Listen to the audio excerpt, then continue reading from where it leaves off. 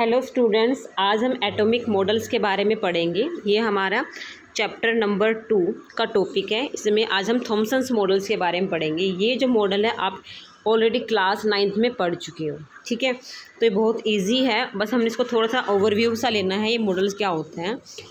J Thomson in 1904 proposed that there was an equal and opposite positive charge enveloping the electron in a matrix. This model is called the plum-pudding model, after a type of the Victorian deserts in which beds of plums are surrounded by a matrix of pudding. देखो इसमें क्या बोल रहा है, जो हमारा ये Thomson's models होता है, जैसे हमने वाटरमेलन को देखा हुआ है, तरबूज को देखा हुआ है ना, तो देखो वो कैसा होता है। ये देखो, ये इस तरह से हमारा जो वाटरमेलन होता है वो हमारा अंदर से रेड होता है पूरा, ठीक है। इस तरह से ये रेड होता है अंदर से, और उसके अंदर हमारे ब्लैक कलर के सीड्स प्रेजेंट होते हैं। इस तरह से इसके अंदर एम्बेडेड होते हैं, मतलब एम्बेडेड का मतलब क्या होता है, इसके अंदर धसे हुए होते हैं इस तरह, ठीक है। तो ऐसे इसमें क्या बोल रहा है, जो ये हमारे पास इसके अंदर ये पॉजिटिव चार्ज होते हैं, पॉजिटिव चार्ज का सफियस क्लाउड होता है, और उसके अंदर ये जो हमारे नेगेटिव चार्ज है, इलेक्ट्रॉन इसके अंदर एम्बेडेड होते हैं, जैसे हमारे वाटरमेलन के अंदर ब्लैक कलर के सीड एम्बेडेड होते हैं। तो ये सेम उसी तरह का मॉडल होता है, इसीलिए इसको हम क्या बोलते हैं, प्लम पडिंग मॉडल्स भी इसको हम बोलते हैं। तो ये देखो यहाँ पे मैंने दिखाया हुआ है, इसके अंदर जो ये हमारा ये सफ़ियर्स है, ये सफ़ियर हमारा कैसा है, पॉजिटिवली चार्ज्ड है, और ये नेगेटिव चार्ज इसके अंदर एम्बेडेड होते हैं। तो ये थॉमसन्स मॉडल है, बहुत इजी है, इसको आप ऑलरेडी पहले पढ़ चुके हो 9th क्लास में। नेक्स्ट है हमारा रदरफोर्ड मॉडल। रदरफोर्ड मॉडल भी आप 9th क्लास में पढ़ चुके हो, ठीक है। तो ये भी बहुत इजी है। इसमें हमारे पास क्या होता है, इसमें हम पहले पिक्चर देख लेते हैं, पिक्चर की थोड़ी सी समझने की कोशिश करेंगे, फिर मैं आपको इसमें से बताऊंगी। ये देखो, तो ये हमारा रदरफोर्ड मॉडल का एक्सपेरिमेंट है। इसके अंदर हमारे क्या होता है, यहाँ से हमारी एक रेज पास होती है, ये पास हो रही है, ठीक है, ये होल है, और यहाँ पे हमारी कौन सी है, गोल्ड फॉइल है। गोल्ड फॉइल में से ये हमारे अल्फ़ा पार्टिकल पास हो रहे हैं यहाँ से ऐसे। ये अल्फ़ा पार्टिकल कैसे पास हो रहे हैं, जैसे मान लो हम ये यहाँ पे रेज देख रहे हैं, कुछ रेज यहाँ से ऐसे पास हो रही है, इस तरह से पास हो रही है इसके अंदर से, और कुछ रेज ऐसी हैं जो यहाँ से क्या हो रही है, डिफ्लेक्ट हो रही हैं, ये सेम लाइक ऐसे, और कुछ यहाँ से यहाँ टकरा कर ये वापस आ रही हैं। तो देखो ये मॉडल क्या कहता है, जब भी हम गोल्ड फॉइल लेते हैं, और इसमें एक मेन बात, हम गोल्ड फॉइल को ही क्यों लेते हैं, क्योंकि ये हमारी इसमें मैलिएबिलिटी और डक्टिलिटी की प्रॉपर्टी होती है। इसका मतलब क्या होता है, इसको हम वायर्स में और शीट के अंदर चेंज कर सकते हैं। तो मतलब इसमें हम क्या बिल्कुल इसकी थिन शीट बना सकते हैं, इसलिए हमने किसको लिया, गोल्ड फॉइल को लिया। तो इसके अंदर जैसे मान लो ये हमारी रेज़ पास हो रही है। अब देखो कोई रेज़ पास हो रही है, अगर उसको यहाँ पे रास्ते में कोई चीज़ मिल जाती है तो यहाँ से वापस टकरा के वापस चली जाएगी, ठीक है। अगर मान लो यहाँ पे इसको कोई रोकने वाला कोई भी ना मिला, जैसे मान लो यहाँ पे इसको ये वॉल मिल रही है तो ये वापस टकरा कर आ रही है, बट अगर इसको कुछ भी ना मिला तो ये क्या करेगी, डायरेक्ट ऐसे चलती जाएगी ना, जब तक उसको वहाँ पर कोई ऐसी चीज़ नहीं मिल जाती। तो कुछ जो रेज है हमारे डायरेक्ट इसके अंदर से पास हो जाती हैं, और कुछ रेज क्या होती है, यहाँ से पास होकर डिफ्लेक्ट हो जाती है, और कुछ रेज हमारी क्या है, यहाँ से टकराकर वापस उसी डायरेक्शन में आ जाती है, ठीक है। तो ये हमारा रदरफोर्ड मॉडल है। इसको अगर एक बार हम यहाँ पे रीड कर लेते हैं क्या क्या है इसके अंदर। ये alpha particles emitted by the radioactive substance were shown to be dipositive helium ions. तो इसमें जो हमने अल्फ़ा पार्टिकल लिया था वो हमारा क्या होता है, हीलियम पॉजिटिव आयंस होता है, having a mass of 4 units and 2 units of the positive charge इसके अंदर होता है। अब देखो, Rutherford allowed a narrow beam of alpha particles to fall on a very thin gold foil of thickness कितनी होती है, 0.004 सेंटीमीटर की होती है। Determine the frequent path of this particle with the help of a zinc sulphide fluorescent screen. जो हमने यहाँ पे फिगर में देखा था, ये जो हमारी स्क्रीन होती है, ये वाली स्क्रीन, ये वाली जो स्क्रीन होती है किसकी होती है, जिंक सल्फाइड की हमारी ये स्क्रीन होती है, ठीक है। तो ये बात आपने ध्यान रखनी है।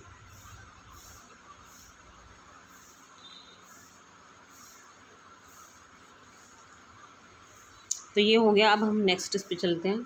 इसके नेक्स्ट इसमें है हमारा ऑब्जर्वेशन। अब देखो इसमें हमारे पास क्या क्या ऑब्जर्वेशन निकल कर सामने आई है।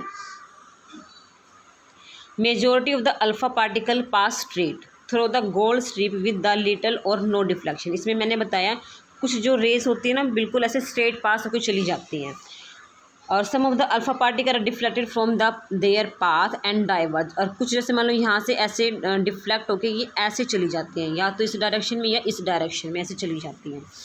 Very few alpha particle are deflected backward through angles greater than the 90 degree. और कुछ ही ऐसी होती हैं जो डिफ्लेक्टेड होती हैं ग्रेटर दैन द 90 डिग्री। अब इसमें देखो कंक्लूजन हम क्या निकालते हैं इसके अंदर।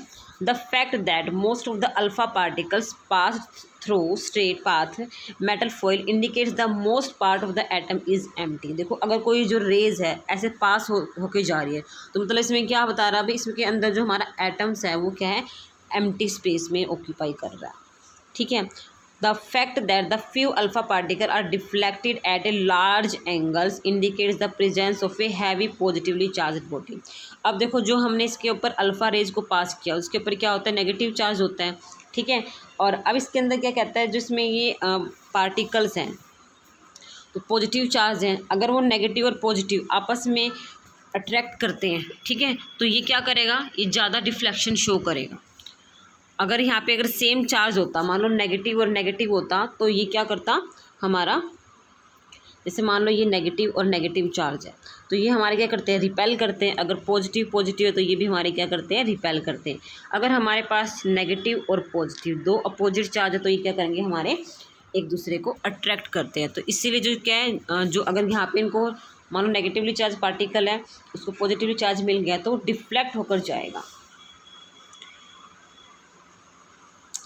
The fact that 1 in 20,000 hair deflected at a 180 degree backwards indicate that volume occupied by this heavy positively charged body is very small in comparison to the total volume of the atoms। अब देखो 20,000 में से कुछ atoms ऐसे होते हैं जो क्या है 180 डिग्री से डिफ्लेक्ट होते हैं। तो देखो 180 डिग्री का एंगल कैसे होता है, हमारा 180 डिग्री का एंगल ऐसे होता है। ठीक है। तो मतलब यह ऐसे जा रहा है और यहाँ से ऐसे वापस आ रहा है। तो उसमें क्या कहता है भी, ये ऐसे वापस आ रहा है 180 डिग्री के एंगल से, उन्होंने क्या बहुत ही कम वॉल्यूम ऑक्यूपाई किया हुआ है as comparison to the total volume of the atom. तो ये जो मॉडल है ये आप क्लास 9th में ऑलरेडी पढ़ चुके हो, तो उसको एक बार आप रीड कर लेना और इसके नोट्स बना लेना अच्छे से। नेक्स्ट हमने पढ़ना है कैरेक्टरिस्टिक्स ऑफ वेव के बारे में पढ़ना है। ठीक है। अब देखो जो वेव होती है ये हमारी इस तरह से मूव करती है, इस तरह से। ठीक है। जैसे हमारा स्प्रिंग होता है ना, इस तरह से मूव करती है। तो देखो इसमें मान लो ये जो हमारी रेज है यहाँ इस पॉइंट से स्टार्ट हुए तो यहाँ से चलकर ये यहाँ तक इसका एक कंप्लीट पाथ हो जाएगा, फिर यहाँ से यहाँ तक इसका क्या होएगा, सेकंड हो जाएगा। इस तरह से कंटिन्यू मूव करती रहती है। ठीक है। तो ये होता है इसके अंदर। अब इसमें आपने ध्यान क्या देना है, जैसे मान लो मैंने ये रेज ऐसे बनाई है, देखो ये वाला जो अपर वाला पार्ट होता है इसको हम बोलते हैं क्रस्ट। ठीक है। अगर मैं इसको ऐसे नीचे बना देती हूँ तो ये क्या जाता है, ट्रफ। तो ये अगर मैं ऐसे बना रही हूँ इस पाथ को ऐसे, तो ऊपर वाला क्रस्ट होता है और नीचे वाला हमारे क्या होता है, ट्रफ होता है। तो ये बात आपको ध्यान रखनी है। अब देखो कैरेक्टरिस्टिक्स ऑफ वेव में हम क्या पढ़ने हैं, a wave is a sort of the disturbance which originates from the some vibrating source. जैसे हमारी स्प्रिंग वाइब्रेट करता है तो उसमें वेव प्रोड्यूस होएंगी, तो सेम ये उसी की तरह होता है। And travels onwards as a continuous sequence of alternating crest and trough. यह आपने बात ध्यान में रखनी है, ये अल्टरनेट होता है, मतलब एक बार हमारा क्रस्ट आएगा, एक बार ट्रफ आएगा, एक बार क्रस्ट ट्रफ, इस तरह से कंटिन्यूटली मूव करता रहता है। Every wave has 5 important characteristics. इसमें क्या क्या होता है, एक तो wave length, frequency, velocity, wave number and the amplitude. अब देखो जो हमारा वेव लेंथ होता है उसको हम लैम्डा से रिप्रेजेंट करते हैं। ठीक है। तो देखो इसमें लैम्डा हमारा, अगर मैं ये बात करूं, जैसे मान लो मैंने ये इस तरह से बनाया, इस तरह से पाथ शो करा, तो हमारा जो, इसको मैं दोबारा बना देती हूँ यहाँ पे, जैसे यहाँ पे शो कर रहा है, ये हमारा क्या है, लैम्डा। और यहाँ से लेकर यहाँ तक ये हमारे क्या शो कर रहा है, लैम्डा। तो देखो ये लैम्डा का होता क्या है, the distance between the two neighbouring trough और crest is known as a wavelength. मतलब जो ये मैंने बताया, जैसे मान लो ये है, ठीक है। अब देखो ये हमारा क्रस्ट है और ये भी हमारा क्या है, क्रस्ट है। तो इन दोनों के जो बीच की जो डिस्टेंस होती है, दो नेबरिंग के बीच की जो डिस्टेंस होती है, इसको हम क्या बोलते हैं, वेवलेंथ बोलते हैं। और इसको हम क्या लैम्डा से रिप्रेजेंट करते हैं, ठीक है। और ये सेंटीमीटर, मीटर और नैनोमीटर्स में होती है। आपने पढ़ भी लिया होगा, 1 नैनोमीटर में 10⁻⁹ मीटर होते हैं। और आर्मस्ट्रॉन्ग में कितने होते हैं, 1 एंगस्ट्रॉम किसके बराबर होता है, 10⁻⁻10 मीटर के बराबर होता है, ठीक है। आप इसको मीटर से सेंटीमीटर में ईजिली चेंज कर सकते हो। अब नेक्स्ट है हमारा frequency. The frequency of a wave is the number of times A wave passes through a given point in a medium in 1 second. अब देखो ये क्या बोल रहा है, जो हमारी फ्रीक्वेंसी होती है 1 सेकेंड के अंदर, ठीक है, वो कितने नंबर ऑफ टाइम्स, मतलब कितने नंबर ऑफ टाइम्स वेव्स पास होती हैं, इसको हम क्या बोलते हैं, फ्रीक्वेंसी। और इसको हम इस तरह से रिप्रेजेंट करते हैं, ठीक है। It is express in cycle per second की तो बात करते ही, और उसकी यूनिट क्या होती है, hertz. 1 hertz is equal to 1 CPS। 1 CPS क्या होता है, cycle per second. The frequency of a wave is inversely proportional to the wavelength. जो हमारी फ्रीक्वेंसी होती है वो इन्वर्सली प्रोपोर्शनल टू वेवलेंथ होती है, ठीक है। और हमारा जो v क्या आएगा, इसको हम प्रोपोर्शनलिटी को हटाएं तो v इक्वल टू C/λ, ये हमारा आएगा, ठीक है। तो ये हमारा फ्रीक्वेंसी था।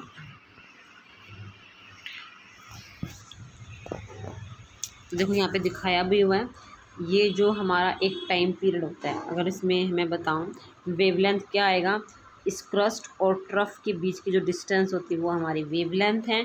फ्रीक्वेंसी क्या होती है, 1 टाइम पीरियड, मतलब इसको इसकी यूनिट क्या होती है, हर्ट्ज़ इसकी यूनिट होती है। और ये किसकी इक्वल होता है, 1 CPS, साइकिल पर सेकेंड की इक्वल होती है। देखो ये दिखाया हुआ है वेवलेंथ, जैसे हमारा ये पॉइंट यहाँ से स्टार्ट होता है, ये पॉइंट यहाँ से, तो ये हमारा क्या हो जाएगा, इसकी वेवलेंथ हो जाएगी। नेक्स्ट है हमारा वेलोसिटी। ये तो आपने पढ़ा ही हुआ है, the distance travel by the wave in 1 second is called its velocity. देखो इसमें वेलोसिटी को हम v से रिप्रेजेंट करते हैं और फ्रीक्वेंसी को हम म्यू बोलते हैं, ये होता है हमारा, तो इसको डिफरेंस ध्यान रखना। It is denoted by the c and is expressed in centimetre पर सेकेंड। तो हमारा जो वेलोसिटी होता है वो क्या आएगा हमारा, c equal to v into lambda. अगर हमने लैम्डा निकालना तो वो क्या हो जाएगा, c/v की इक्वल आ जाएगा। नेक्स्ट है वेव नंबर।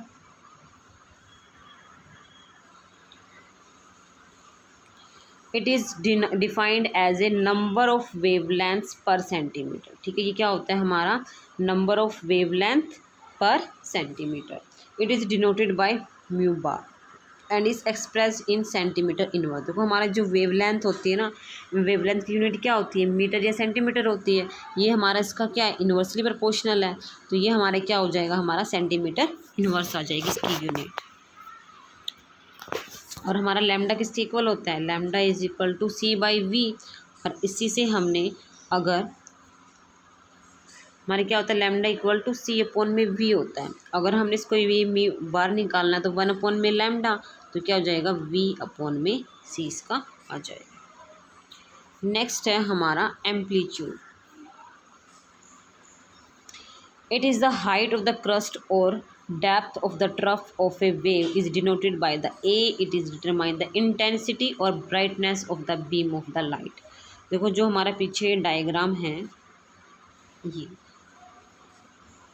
ये हमारे इसके जो क्रस्ट है और ट्रफ है उसके बीच की जो डिस्टेंस होती है, मतलब जो ये इस तरह से मेजर करता है, उसको हम क्या बोलते हैं, एम्पलीट्यूड बोलते हैं। और ये हम ए से रिप्रेजेंट करते हैं। ये हमें बताता है भी कोई जो चीज़ है कितनी ब्राइट है या लाइट है, तो ये ब्राइटनेस और लाइटनेस के बारे में हमें बताता है।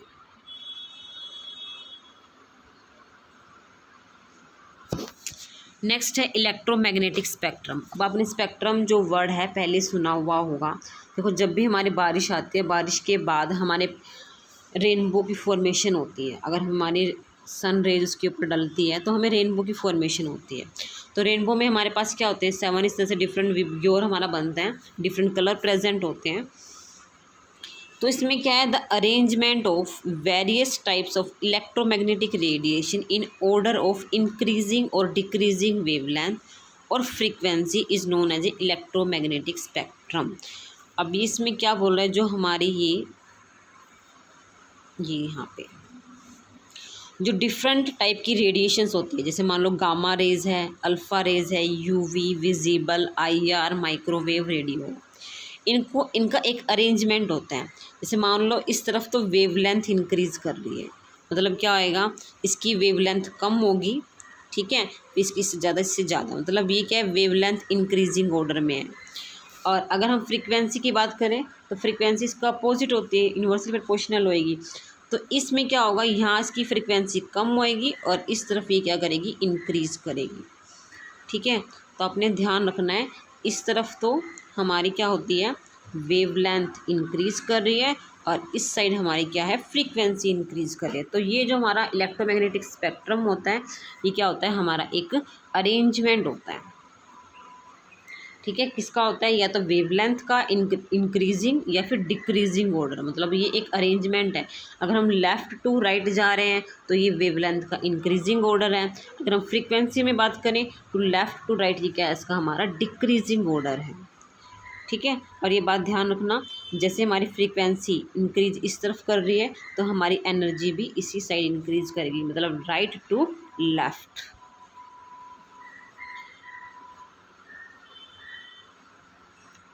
ठीक है। तो ये आपने इलेक्ट्रोमैग्नेटिक स्पेक्ट्रम समझ आ गया होगा, उसको हमें और डिटेल में भी पढ़ना है। इसमें आगे हमने पढ़ना है एटॉमिक स्पेक्ट्रम के बारे में, ठीक है। एटॉमिक स्पेक्ट्रम 2 टाइप का होता है, एक तो कंटिन्यूस होता है और एक क्या होता है, हमारा लाइन स्पेक्ट्रम होता है। देखो ये हम डायग्राम से अगर देखें तो हमें ज़्यादा क्लियर होगा। तो जो ये हमारा कंटिन्यूस स्पेक्ट्रम है, जैसे ये है, ये पर्पल है, ये ब्लू बैंड है, ये ग्रीन बैंड है, इसमें इस तरह से कलर का अरेंजमेंट है। तो ये हमारा जो क्या है, कंटिन्यूस स्पेक्ट्रम है, ये हमारा कंटिन्यूस स्पेक्ट्रम है, इस तरह से। अगर इसमें हमें एक लाइन मिले, जैसे ये हमें लाइन मिल रही है, तो उसको हम क्या बोलते हैं, लाइन स्पेक्ट्रम बोलते हैं। ये हमारा कंटिन्यूस स्पेक्ट्रम है और ये हमारा एमिशन लाइन स्पेक्ट्रम। तो आपको कंटिन्यूस में समझ में आ गया, ये हमारे कंप्लीट बैंड की फॉर्मेशन होती है और लाइन स्पेक्ट्रम में हमें इस तरह से लाइन मिलेंगी, ठीक है। तो डिफरेंट डिफरेंट कलर की लाइन्स मिलेंगी। Continuous spectrum, when white light from any source such as sun or bulb is analyzed by passing through a prism, इसे अगर हम पास करते हैं, it splits up into 7 different wide bands of the color from violet to red। वो आपको याद ही होगा, VIBGYOR वाला, ठीक है, विबग्योर वाला फार्मूला वो आपने याद रखना। like rainbow, these colors are so continuous that each of them merge into the next, मतलब ये कलर हमें एक दूसरे के अंदर मिक्स हुए मिलते हैं। जैसे मान लो यहाँ पे रेड कलर शो कर रहा है तो ये आपस में मिक्स कलर मिलेंगे इस तरह से। Hence the spectrum is called the continuous spectrum। अब लाइन स्पेक्ट्रम क्या होता है, when an electric discharge is passed through a gas at a low pressure, light is emitted। if this light is resolved by the spectroscope, it is found that some isolated coloured lines are obtained on a photographic plate के ऊपर हमें coloured line इस तरह से formed होंगी, ठीक है। उसको हम क्या बोलते हैं, लाइन स्पेक्ट्रम बोलते हैं। नेक्स्ट है Planck quantum theory. When a black body is heated, अगर हम कोई जो ब्लैक बॉडी है, ठीक है, मैं यहाँ पे ब्लैक कलर ही ले लेती हूँ, मान लो ये मेरी कोई ब्लैक बॉडी है। अब आपको पता है जो ब्लैक कलर होता है ये वेव को या फिर सन, मतलब हीट को ज़्यादा अब्जॉर्ब करता है, तभी हम क्या कहते हैं भी हमें गर्मियों में ब्लैक कलर का कपड़ा नहीं पहनना चाहिए, ठीक है। It amidst thermal radiations of the different wavelength of frequency, ये हमारी क्या करता है, रेडिएशंस को निकालता है जो डिफरेंट वेवलेंथ की होगी, वेवलेंथ को लैम्डा से रिप्रेजेंट करते हैं और क्या आएगी, फ्रीक्वेंसी की होगी। To explain this radiation Max Planck एक साइंटिस्ट का नाम है, put forward a theory known as a Planck quantum theory. The main points of quantum theory are substance radiate or absorb energy discontinuously in the form of a small packets or bundles of energy. The smallest packet of energy is called the quantum. In case of light, the quantum is known as a photons. अब देखो इसमें समझो क्या होता है। ये क्या बोल रहा है, जो हमें यहाँ पे एनर्जी की फॉर्मेशन होती है ना, वो इस तरह पैकेट्स की फॉर्म में होती है। जैसे ये हमारे पास एनर्जी, ठीक है, ये कंटिन्यूस में नहीं होती। कंटिन्यूस का मतलब क्या होता है, जैसे ये एक पूरा हमारे पास बैंड निकल कर आ गई, मतलब पूरा ये है, ये कंटिन्यूस फॉर्म में है। लेकिन अगर ये इस तरह से जैसे ब्रेक होके निकल रही है, जैसे ये यहाँ पे एक गैप है, ब्रेक होके निकल रही है, पैकेट्स की फॉर्म में आ रही है, इस तरह से छोटे छोटे पैकेट्स की फॉर्म में अगर हमें मिलती है तो उसको हम क्या बोलते हैं, क्वांटम बोलते हैं। अगर इसमें ये हमारी, अगर हम इसमें लाइट की बात करते हैं, अगर ये जो हमारी एनर्जी, ये बंडल्स के जो मिल रहे हैं, अगर ये लाइट है, सनलाइट है, तो उसको हम क्या बोलेंगे, इसको हम फोटोन बोलते हैं, ठीक है। और मेनली ये क्या है, ब्लैक बॉडी के ऊपर होता है।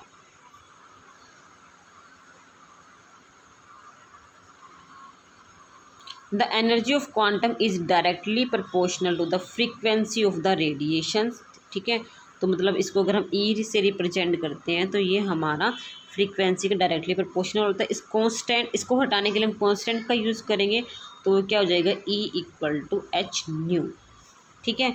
और वी है यहाँ पे हमारे पास क्या है, फ्रीक्वेंसी है, और एच हमारा क्या है, प्लैंक ने इसको डिस्कवर किया था, तो ये हमारा क्या है, प्लैंक कांस्टेंट है, ठीक है। और इसकी वैल्यू कितनी होती है हमारी, 6.626 10⁻⁻27 अर्ग सेकंड में होता है। अगर हम जूल में बात करें, 6.626 10⁻34 जूल सेकंड आएगा, ठीक है। ए बॉडी कैन रेडिएट और absorb energy in a whole number multiple of a quantum, जैसे एच न्यू 2 3 4, मतलब होल नंबर आपको पता ही है, हमारा 0 से शुरू होता है, 0 1 2 3 4, इस तरह से इसका मल्टीपल होएगा, ठीक है। जैसे मान लो मैं इसके साथ लगाऊंगी 1 के साथ, तो ये हमारा क्या हो जाएगा, 1 एच न्यू, ठीक है, 2 एच न्यू, 3 एच न्यू, इस तरह से ये क्या मल्टीपल्स के रूप में प्रेजेंट होता है। Where N is a positive integer, मतलब पॉजिटिव होएगा, हम नेगेटिव वैल्यू यहाँ पे नहीं लेंगे। Niels Bohr use this to explain the structure of the atoms, ठीक है। यहाँ पे हमारा जो नेक्स्ट टॉपिक है वो हमारा बोहर मॉडल है, वो हम कल करेंगे। आज आपको इतना ही रीड करना है और इसके नोट्स बनाने हैं। Thank you so much.